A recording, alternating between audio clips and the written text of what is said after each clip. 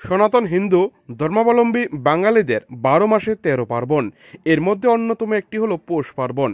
বাংলা ক্যালেন্ডারের পৌষ মাসের শেষ দিন সনাতন হিন্দু ধর্মাবলম্বী প্রতিটি বাড়িতে অনুষ্ঠিত হয় উৎসবের আমেজে এই পার্বণ।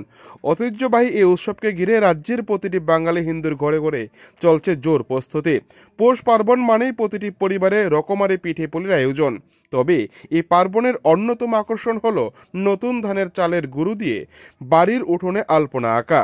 কিছু কিছু এলাকায় এই আলপনা তৈরি নিয়ে যেন শুরু হয়ে যায় প্রতিযোগিতা। তাই তো প্রচণ্ড শীতকে উপেক্ষা করেও তাদের উঠানে রঙে বেরঙের আঁকা নিয়ে ব্যস্ত এখন গ্রামীণ মহিলারা। ঠিক এমনই একটি চিত্র এবার উঠে এলো প্রত্যন্ত গন্ডাছড়া মহকুমার নারায়ণপুর এডিসি ভিলেজ এলাকায়। নারায়ণপুর ভিলেজের জয়কিশোর পাড়ার বাসিন্দা সুপর্ণা সরকার নামের এক মহিলা জানান, এটা তাদের পূর্বপুরুষের আমল থেকেই ঠিক একইভাবে পৌষ সংক্রান্তি উপলক্ষে প্রস্তুতি নেওয়া হয়। এই বছরও তার ব্যতিক্রম হয়নি। বেশ কয়েকদিন আগে থেকে গ্রামের মহিলারা উঠানে আলপনা আঁকা নিয়ে ব্যস্ত হয়ে পড়েছে।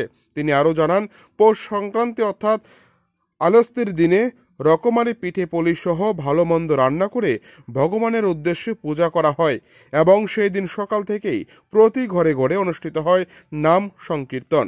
সবকিছু মিলিয়ে বিগত বছরগুলির মতো এই বছরও ধর্মীয় রীতিনীতি মেনে ঐতিহ্যবাহী পরম্পরাগত পৌষ পার্বণের প্রস্তুতিতে চলছে এখন জোরদার প্রস্তুতি।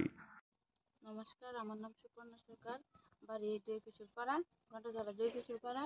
তো আজকে যে এই আলপনা আমরা প্রত্যেক বছর পৌষ সংক্রান্তি তিথিতে আমরা প্রত্যেকবারই উঠানের মধ্যে এই আলপনা আমরা আঁকি। কারণ এটা আমরা অনেক পূর্ব যুগের থেকেও আমরা ঠাম্মা দিদাহেরা মানে এই কাজটি করতো, তারপরে আমরা মা করছে ওখানে আমরা করতেছি। তো সংক্রান্তি কালকে কালকে আমরা প্রত্যেক বাড়ি বাড়ি ঘুরা ঘুরা আমরা হরিলুট সংকীর্তন করুম।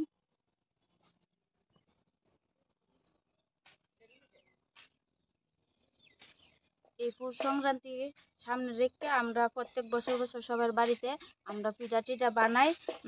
8 থেকে 80 বছরের বয়স সবাই মিললা আমরা এই দিনটা খুব আনন্দ উপভোগ করি, সবাই মিলেমিশে একসঙ্গে থাকি।